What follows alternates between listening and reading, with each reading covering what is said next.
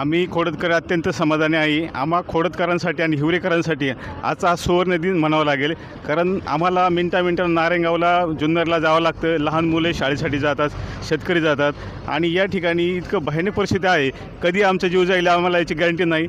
खासदार साहेबांनी आमची अत्यंत मोलाची मागणी मान्य केली, त्यासाठी कसोशीने प्रयत्न केले आणि आज हा क्षण उजाडला आहे। आम्ही हिवरे ग्रामस्थ साहेबांचे खूप खूप आभार व्यक्त करतो आणि खूप आम्हाला आजच्या कार्यक्रमाचा आनंद होत आहे। 21 नोव्हेंबर 2021ला आमची सुनबाई तिचा या ठिकाणी अपघात झाला। 26 नोव्हेंबरला तिचं निधन झालं। तदनंतर खासदार साहेब आमच्या घरी सांत्वन करण्यासाठी आले होते। सांत्वन करताना त्यांनी आम्हाला सांत्वनपर असा शब्द दिला की त्या ठिकाणी ज्या ठिकाणी अपघात झाला आहे त्या ठिकाणी तुम्हाला मी भुयारी मार्ग करून देतो। खासदार साहेब त्यांनी दिलेल्या वचनाला जागले आणि खरोखर म्हणजे आम्हाला आज अभिमान वाटतो आहे। घटना दुर्दैवी होती, पण असा लोकप्रतिनिधी आपल्याला मिळाला की ज्यांनी जो शब्द दिला तो शब्द पूर्णपणे तंतोतंत जसा तसा पाळला। त्यांनी असा माणूस आम्हाला मिळाला, आम्ही भाग्यवान आहोत। आज तो दिवस उजाडला आहे। खासदार साहेबांनी 30 नोव्हेंबर 2021ला दिलेला शब्द आणि आज त्याचं भूमिपूजन होते।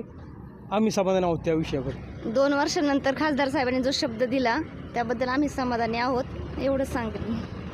2 वर्षापूर्वी खासदारांनी जो शब्द दिला त्याबद्दल समाधानी आहोत। ताई, काय भावना आहेत? तेच 2 वर्षापूर्वी आम्हाला त्यांनी सही दिले, शब्द दिला, त्यालाच आम्ही मान्य आहे। एकंदर खासदार साहेबांनी हा प्रश्न मार्गी लावला, त्याबद्दल एक आनंदाचं समाधानाचं वातावरण या सर्व ग्रामस्थांच्या चेहऱ्यावरती आपल्याला असलेलं दिसून येतं आहे आणि त्यामुळं निश्चित स्वरूपात आता हा भूमिपूजन तर संपन्न होतं आहे, पण प्रत्यक्षात कामाला सुरुवात होऊन हा रस्ता लवकरच जनतेसाठी खुला होईल अशी आपण सर्वजण आशा बाळगूयात। समाज दर्पणसाठी सचिन डेरे, नारायणगाव।